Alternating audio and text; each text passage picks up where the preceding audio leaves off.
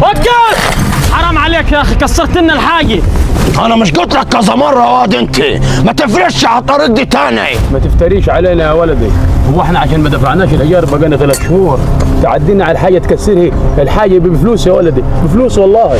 طب المره دي عديت على الحاجه، لكن المره الجايه وعد مني ليك هعدي على رقبتكم، وانا مش عاوز ايجار ولا اي حاجه منكم، عايزكم تغوروا من الطريق ده.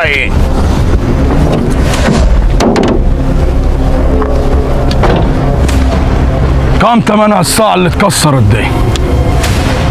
100 200 500 هتاخدهم.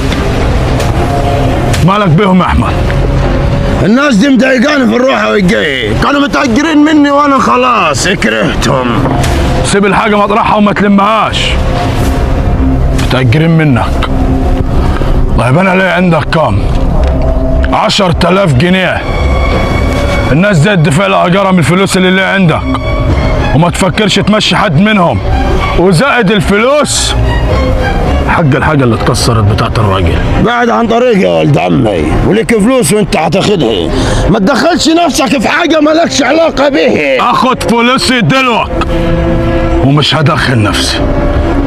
ولو انت راجل صح داري كسفتك قدام الرجاله اللي هتاكل عيش وطلع الفلوس.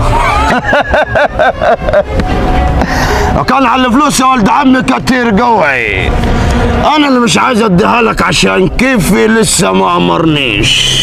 ماشي، اقول لك ادي 10,000 وادي 5 مني ليك، روق على عيالك يا ابو جراح. عيالي مش مستنيين منك حاجه يا عم ابو تعلوب. تعالي، دول حق الساعه اللي اتكسرت على الارض. بارك الله فيك يا ولدي. ودول ياخدهم اللي شغال معاك. امسك.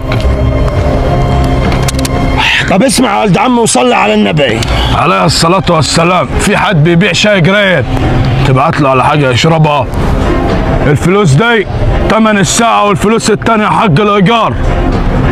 واللي يسألك يقول لك بتدفع الإيجار منين، قول له من وقفة المعلم أبو جراح.